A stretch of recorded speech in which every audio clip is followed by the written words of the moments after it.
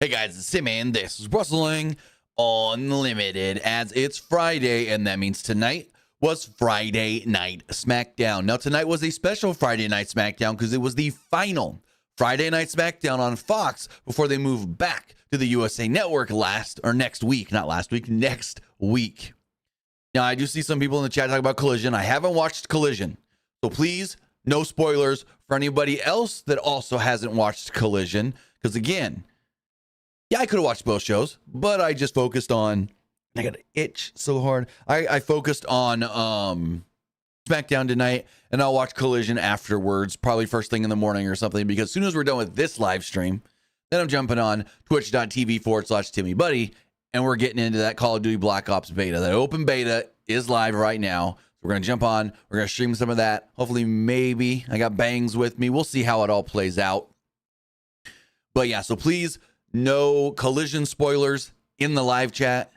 I do not want to have to time anybody out or anything for it. Because again, like I said, I haven't seen Collision. Other people haven't seen Collision yet. So just be mindful of that one. But SmackDown was an okay show, I will say. I will say it was okay. It wasn't great. It wasn't bad. It was just kind of there. So if I'm voting with you guys in the polls, I'd probably put it was just all right. As far as the final SmackDown on Fox, they just gave them a show.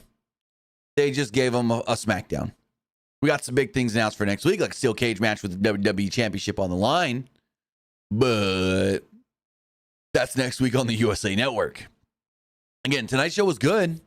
Wouldn't call it great or anything. Maybe it just kind of fell in the middle for me. Easy to watch, I will say that. Another easy to watch show. We're getting a lot of those from a lot of different companies. TNA's giving us easy to watch shows. Don't watch every week, but I watch some weeks. AEW's giving us easy to watch shows. WWE's giving us easy to watch shows. We're getting all these shows that are just easy to watch. And that's a really, really good thing. And yeah, another good, easy to watch SmackDown. Before we get into all that, I want to say thank you for joining me here. Twitch.tv/PWU Unlimited, YouTube.com/Pro Wrestling Unlimited, and podcast services all around the globe like Stitcher, Spotify, Google Pod, Apple Pod, Anchor, iHeartRadio, and so much more. Remember, if you are watching live on Twitch, you can help us out a couple of different ways. You can either help us out by hitting that donate button down below or by donating Twitch bits in the live chat. Also, remember, you can help us out by subscribing to the channel one of two different ways. You can either subscribe with a tiered subscription or you can subscribe with Amazon Prime, because remember, if you have Amazon Prime, then you have Prime Gaming. Prime Gaming gives you a lot of cool things like free games, free stuff for games, and you always get one free subscription to any Twitch channel you want to subscribe to throughout the month, and I'd greatly appreciate it if you did right here, Pro Wrestling Unlimited. Also, remember, head over to YouTube, help us out over there. Hit that subscribe button, that way you know when we post new videos, that way you know when we go live, and that way you know when we post to the community tab. Also, if you want to support in another way, you could do so by becoming a channel member by hitting the join button. Becoming a channel member is an easy and great way to support the channel. You can do it even just at the $1 tier, like so many of you already have, whether that is here on YouTube, youtube.com/PW Unlimited, Pro Wrestling Unlimited, or patreon.com/PW Unlimited.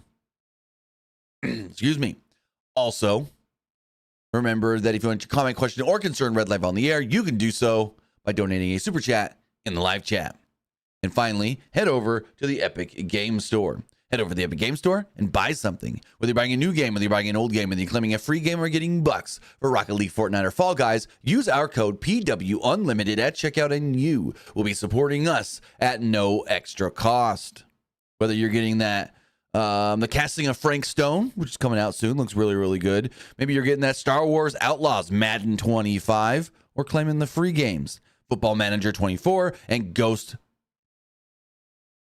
Sniper Ghost Warrior. Threw me off. I just saw the new games coming next week. We're getting Rugrats. Holy crap, I didn't even know that. We're getting a free Rugrats game next week. Oh, just got to download that one. It threw me off. Sorry about that. With the free games right now, Football Manager 24 and if it'll load, Sniper Ghost Warrior contracts.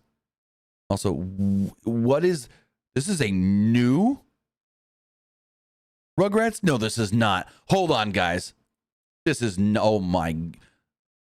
is not a new game. Hold on, I need to Google this really fast.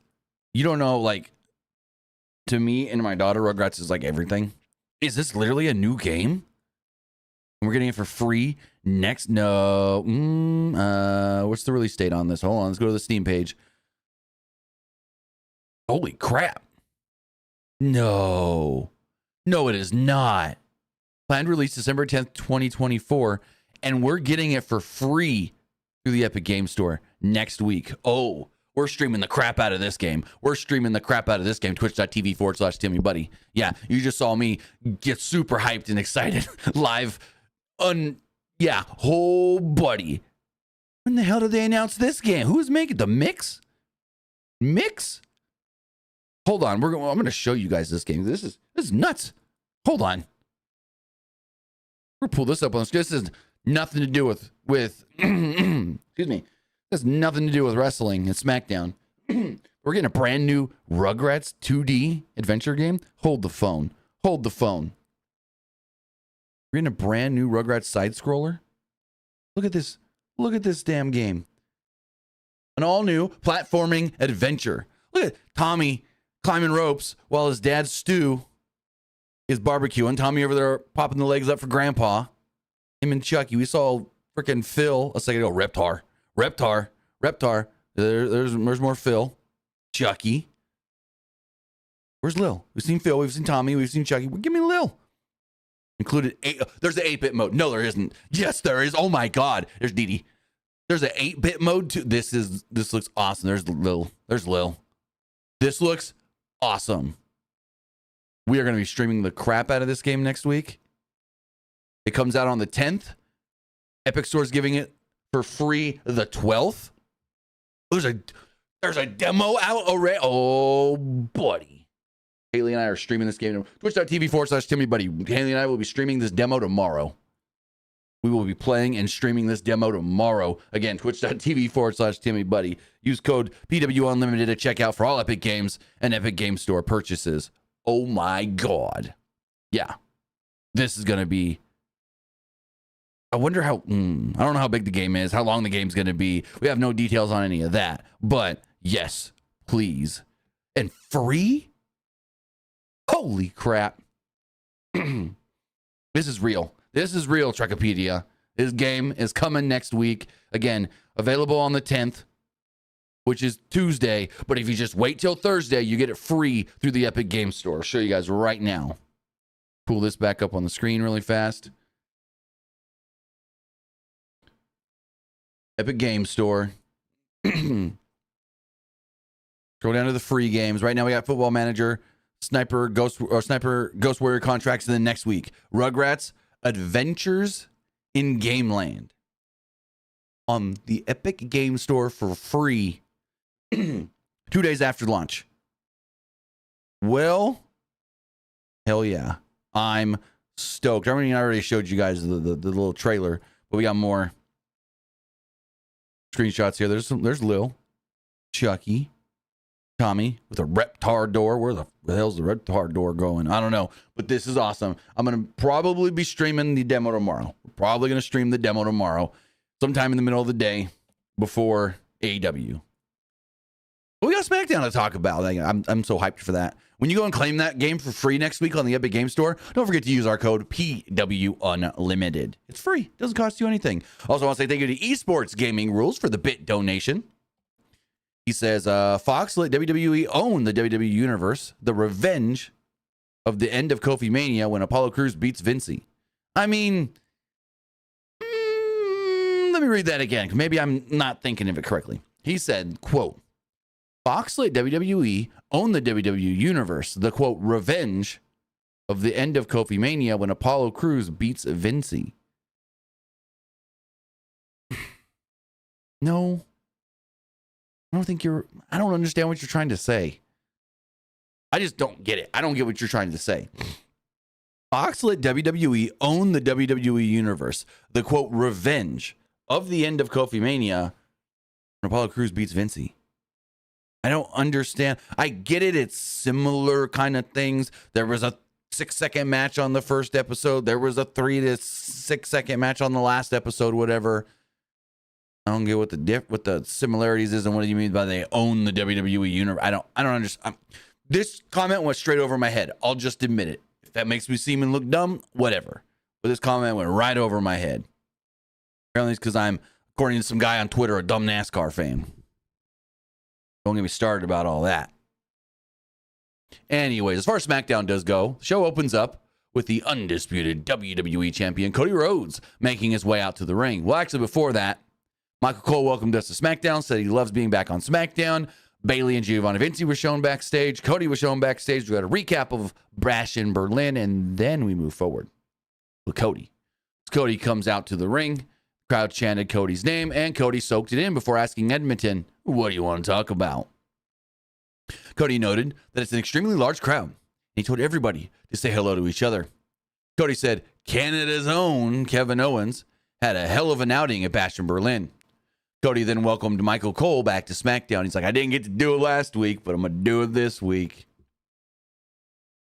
The crowd then chanted Michael Cole. Cody said that he could go on, but he knew that he'd get interrupted. Instead, he extended an invitation to the Bloodline.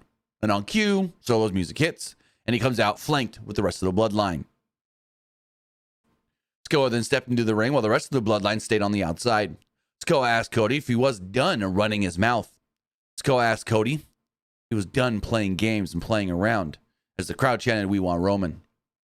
Sikoa asked Cody if he was ready to defend his title against a real challenger. Cody said that he could have been champion, and he had Cody beat at SummerSlam if it wasn't for Roman Reigns getting in his way. As a result, Solo should get a rematch. And I mean, I kind of get where they're coming from with all of that. It makes a little sense. Cody then said, on the season premiere of SmackDown, there should be an undisputed WWE Championship match next week.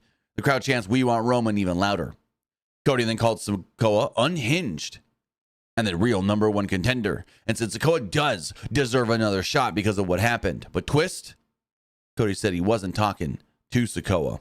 Instead, he was talking to Jacob Fatu. Cody told Fatu step up. Fatu did, as the crowd chanted step up. Sikoa mouthed something to Fatu off mic that I didn't catch, while Fatu stood on the apron. Fatu then shouted, "I love you, Solo. I love you, my tribal chief." Fatu then hopped down off the apron, and the crowd booed. Kind of weird.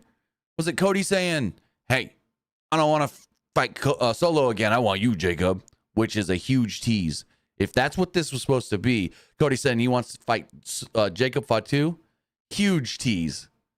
And a match we need to see. That match would rule. Cody said that it was worth a shot. Cody noted how every second, every minute, Solo does get better. Cody said the WWE revolves around Cody's championship. This is the biggest prize in the business. The Bloodline then hopped in the ring, and it looked like they were going to attack Cody, but then out came DIY and the Street Profits to make the save.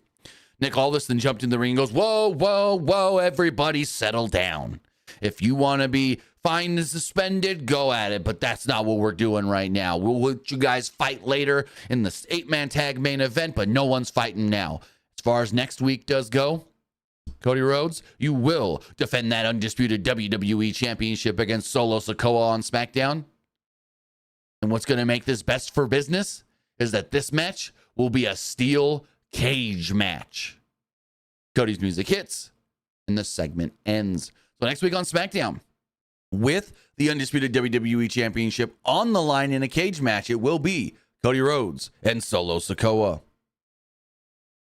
So, should be interesting. I can see people trying to get involved. Jacob Fatu maybe tries to scale the side of the cage and Cody knocks him off or something. Then Tamatonga Tangaloa. I don't know. I could be wrong here, but I'm still sniffing an OTC coming around next week as well. I think Roman does show up. Could be wrong, but I do think Roman maybe shows up next week as well. So, should be interesting. Pretty Deadly were shown backstage with Tiffany Stratton. Next week, Pretty Deadly hopes to premiere Pretty Deadly, the musical.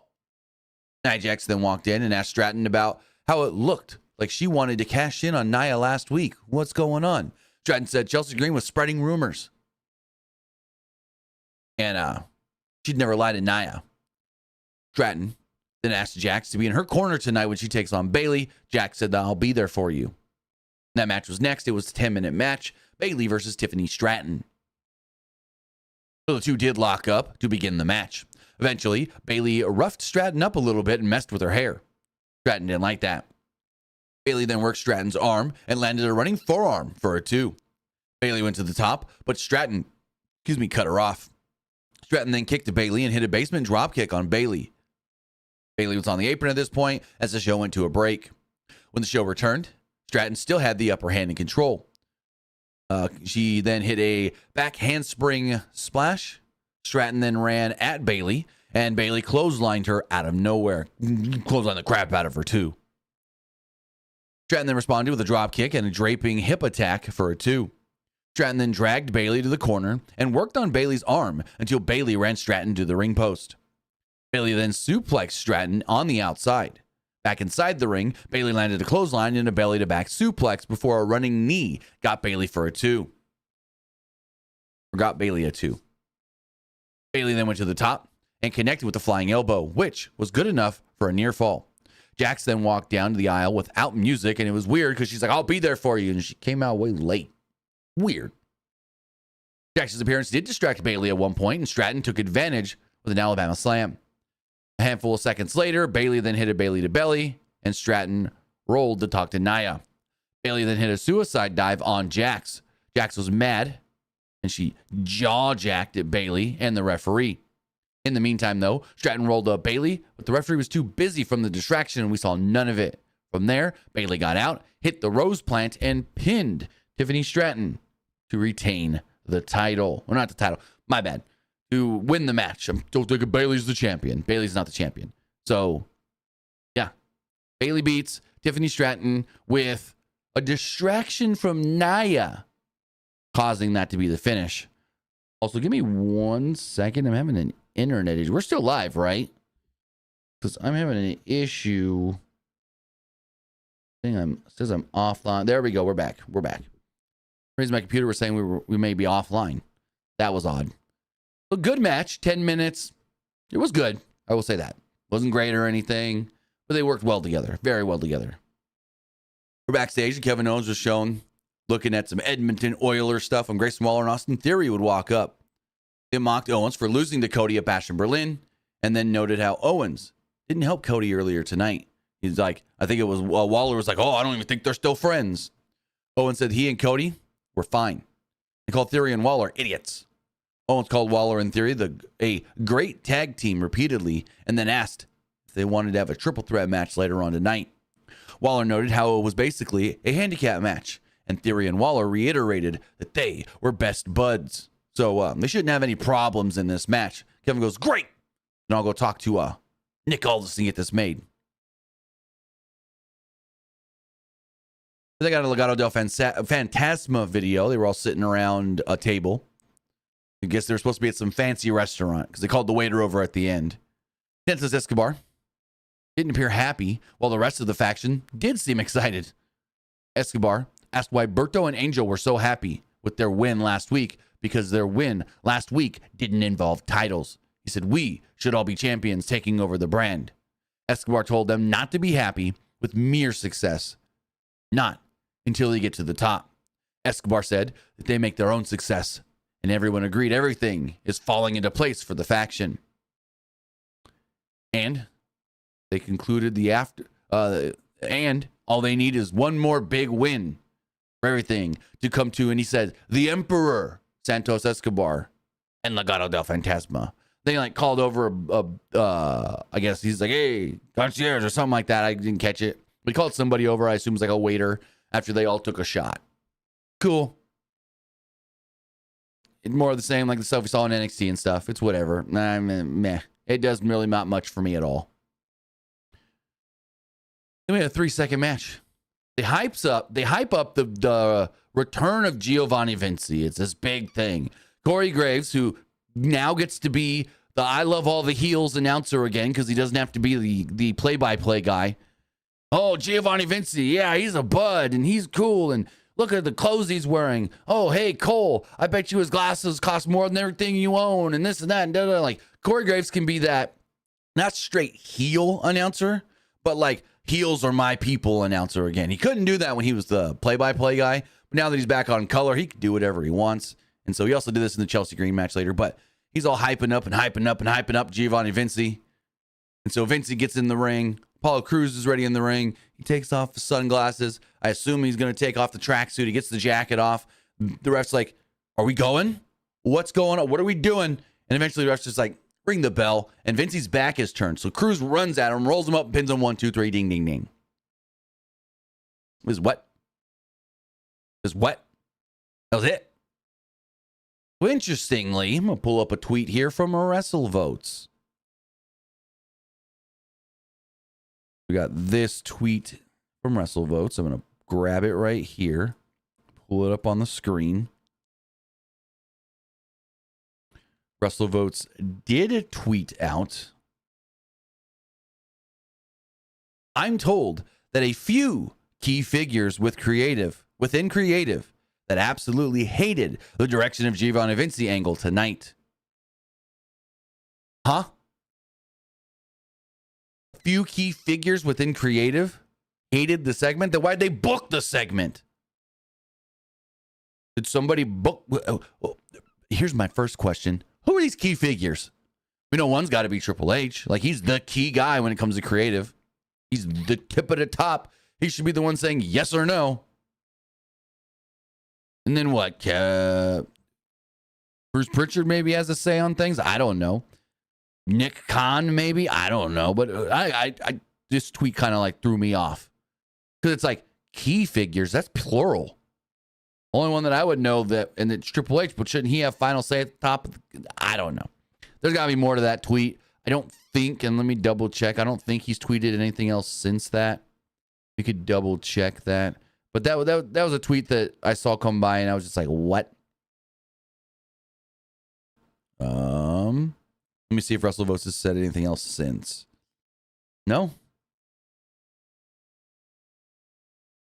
Oh, wait, hold on. Someone said, same dude who reported Judgment Day was going to be renamed to the Street Trash is saying key figures not happy about the Vinci segment. No offense, but I'm going to choose to let it play, man. And then this person says, same person says, I'm not trying to diss him too much because I know they got a good track record, but he's been missing a lot lately. I also don't see key figures contacting him while the show is still happening. It just sounds too weird. And then he sends a winking emoji. WrestleVotes, that is.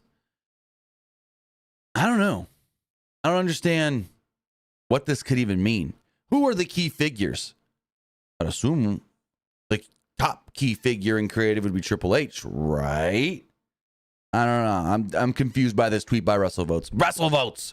Whoever you are, give us more context.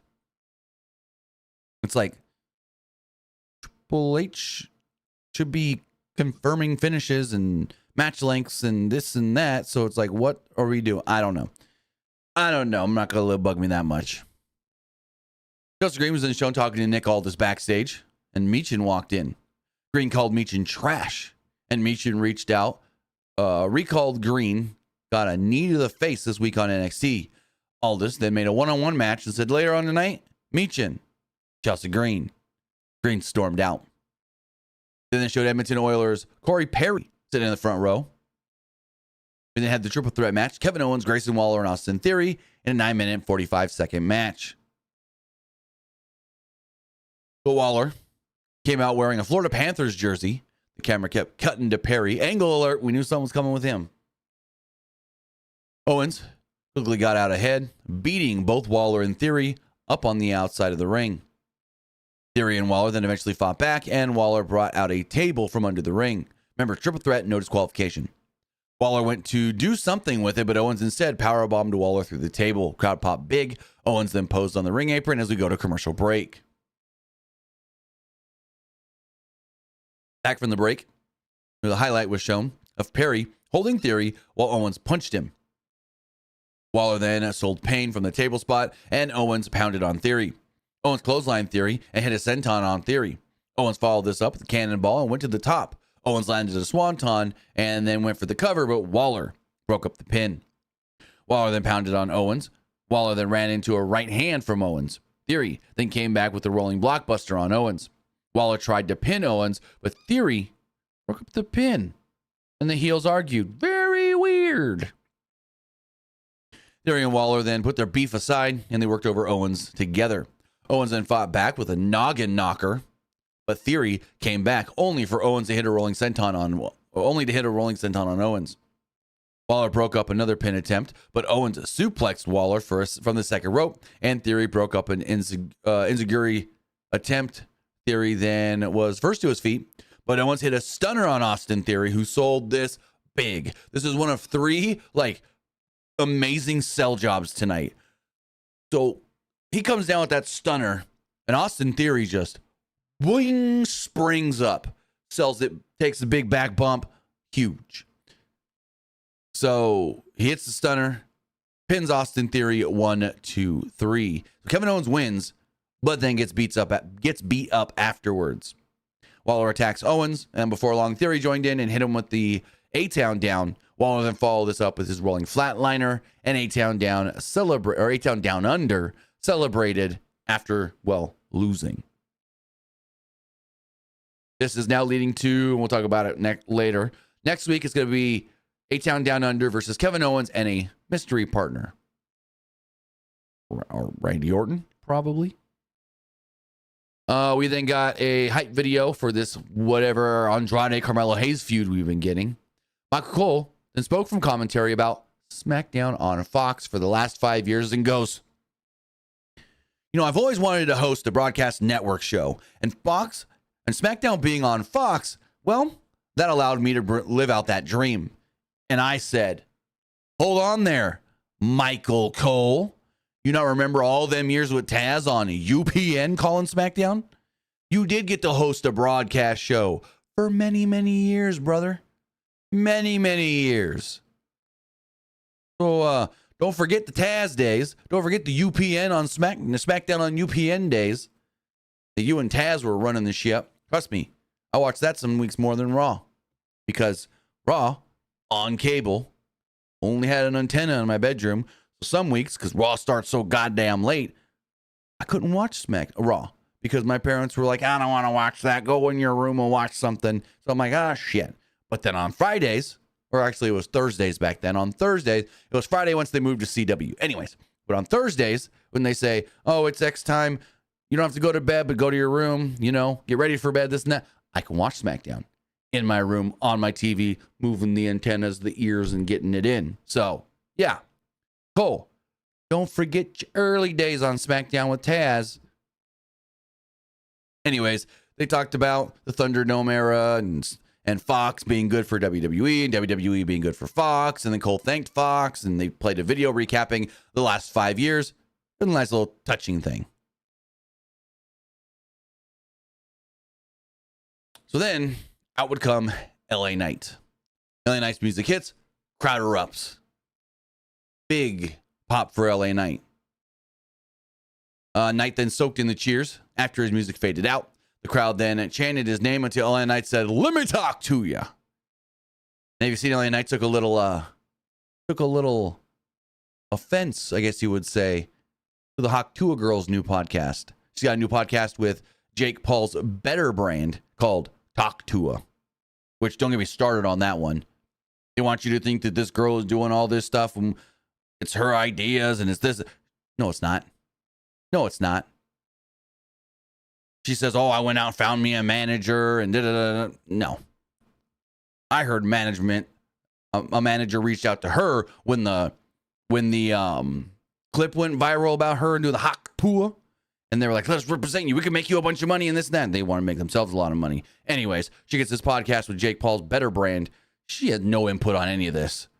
There is no way she's walking into a room, seeing the logo, Talk to Her, and go, Talk to Her. What? Oh, that's so cute. Talk to Her. There's no way she had input in any of that. And then it reacted like that. No. This girl is and I'm sorry if this comes off rude, this girl is a pawn that people are trying to bank off of. That's all this is. They saw her get some notoriety and they say, how can we latch on to her? And a bunch of people have started latching on to her. Exactly what it is. She had no input in this name. She had no input in any of the podcast stuff because she's like, ooh, look, there's a guitar in this room. Oh, they got me a monster. I like that chair. Look at the name, Talk to. Like, no. Don't even get me started on any of this. Anyways. And I said that He's about 30 days into his run as the United States champion, and he's had 2 successful title defenses. Knight referenced DC, Berlin, and Edmonton, saying, I'm international. Starts rambling before out would come Carmelo Hayes. Carmelo Hayes makes his way out to the ring. He's like, oh, you want to talk about 2 title defenses in 30 days? How about me putting Smackdown on my back for the last 2 weeks? And I go, what? Huh?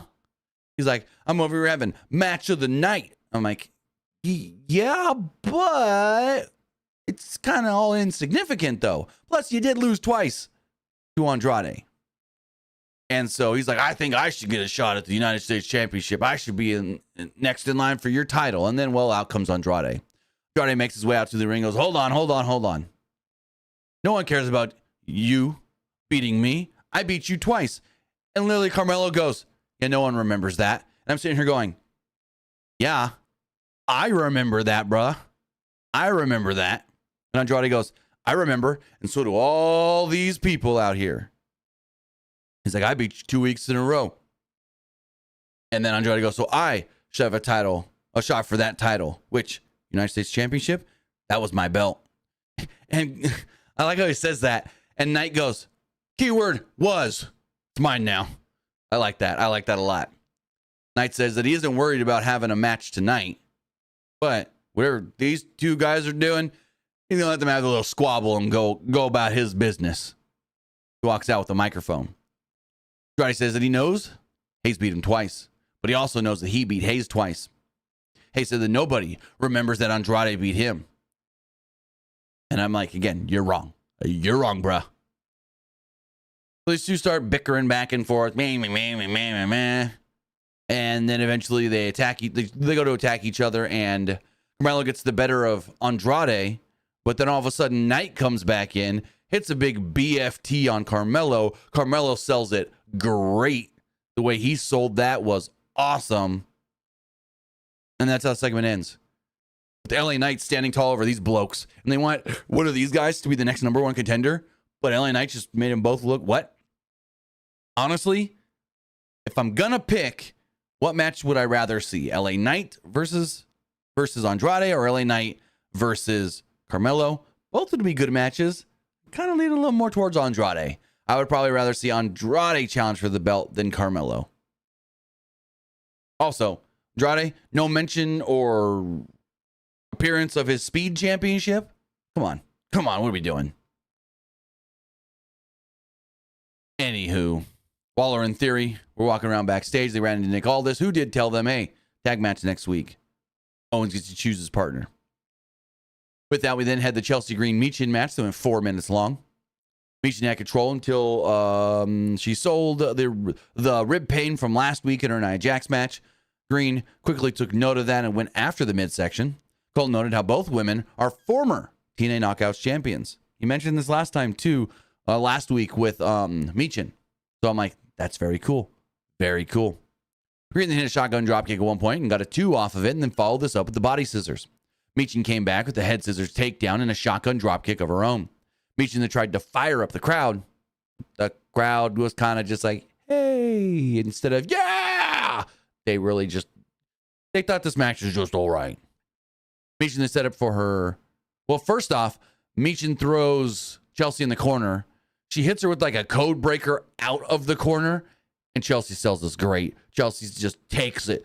Knees to the forehead, stiff. Eventually, Michin tries to go for the eat defeat, but Piper jumps on the apron and causes a distraction. This eventually led to Green being on the outside, and Michin hit a suicide dive on Green. Also, throughout the entire match, Corey Graves is healing up, going, we're here in Edmonton. Chelsea Green's originally from Edmonton. She's a national treasure here. Her family, a great wrestling lineage. And they're talking about making her childhood home a national monument. And I'm like, don't do that. Don't do that. We had the childhood home thing on AEW. You don't need to be bringing up childhood homes on fucking WWE. And then Michael Cole is like, her family's who? And Greg's like, the Green family. And Michael Cole's like, I'm Googling Green family, Edmonton. I'm Googling it, none's coming up. And Corey Graves like, you're just not looking at the right thing. And I'm like, what are we talking about here? You're fucking taking me out of the match with this bullshit. Anyways, Green kicked Michin in the on the apron, and then Niven hit a running senton on Michin on the outside. Back in the ring, Green hit a unpretty her and pinned her to pick up the victory. Where the fuck was the ref? Piper over here getting all kinds of involved. Where the frick's the ref? Yeah. Not a big fan of a lot of this, I'll just say. This is weird. But hey, Corey Graves, he's not the play-by-play guy. So as color, he could be that heel that he likes to play. Or at least be the I like heels better than baby faces kind of guy that he likes to play. We then got a recap video of Cargill and Belair winning the tag titles back at Bash of Berlin. And then we got some stuff for next week. 8 Down Under versus Kevin Owens and a mystery partner. Andrade versus Carmelo Hayes in a, I guess you could say, 5th match. I don't know if we're going past 5 or not. Right now it's 2-2. Then, of course, the steel cage match for the undisputed WWE Championship. Cody Rhodes defending against Solo Sikoa. We're in the back, and Byron Saxton interviews all the baby faces in the main event. Johnny Gargano said that DIY and the Street Profits aren't family, but there's a lot of respect between the 4 of them. Ciampa said that the Bloodline have held the tag titles hostage. Dawkins chimed in and said, if Team DIY means that they could stop the Bloodline, they like it. The Bloodline, so he says, we like it. And then, like, all of a sudden, B-Fab just chimes in and she just goes, just like this. And you know, the Street Profits are up and they, well, want the smoke. I'm like, could you be more monotone and unenthusiastic? God damn. And then she like makes it, I don't know, she made it awkward. Because then like, she like threw shade at DIY. I don't know. Anyways, this is weird.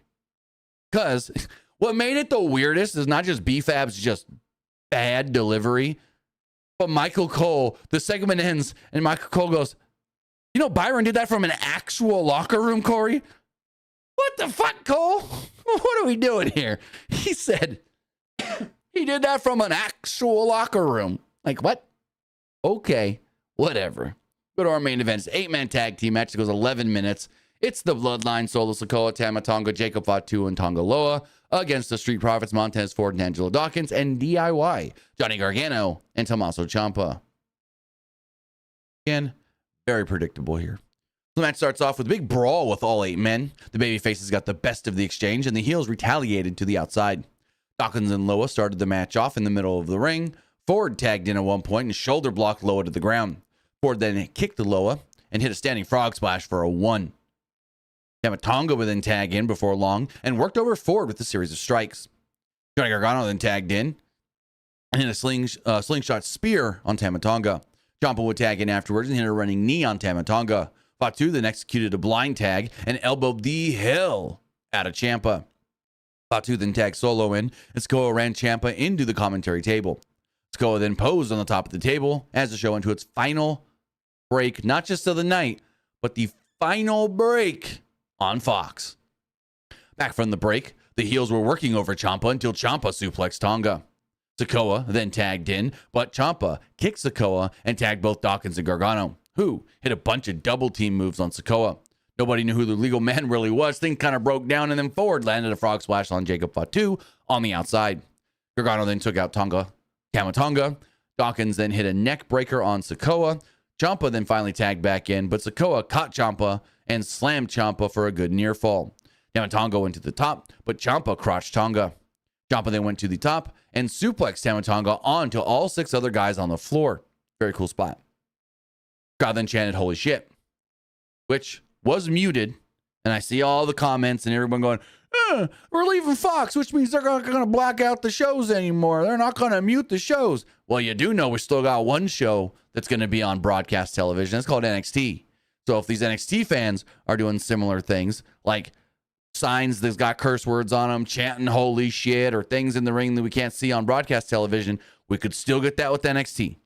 Because broadcast is different than Fox. A broadcast network has less that they can say and show than a cable network like the USA Network. So a lot of uneducated people on that one today. A lot of them.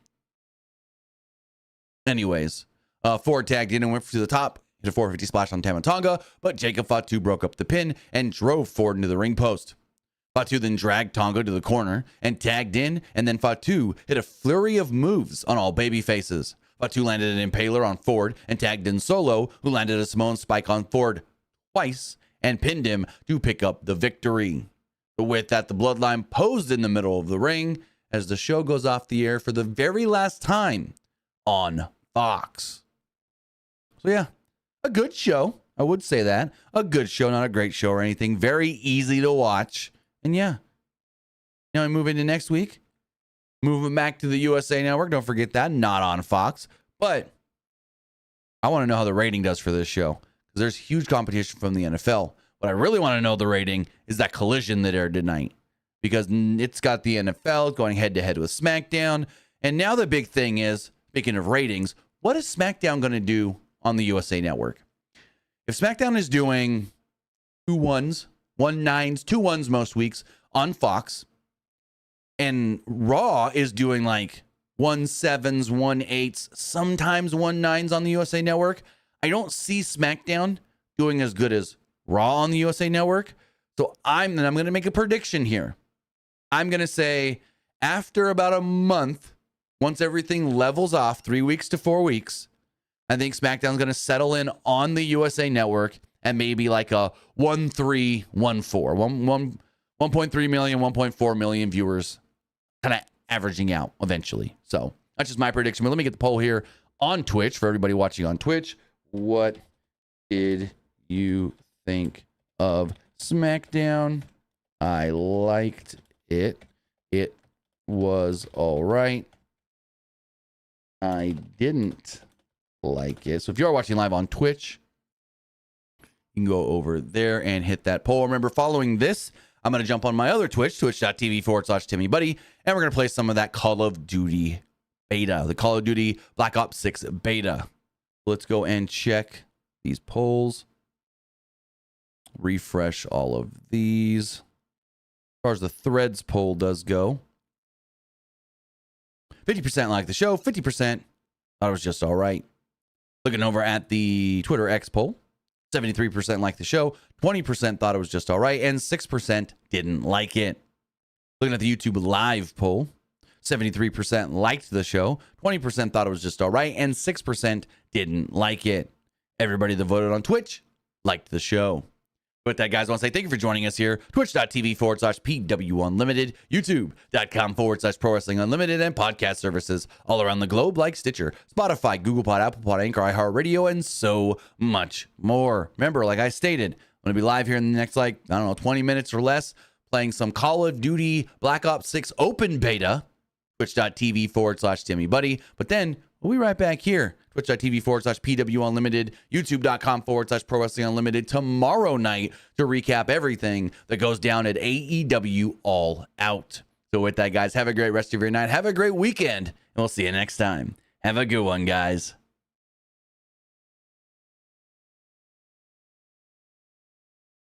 All right.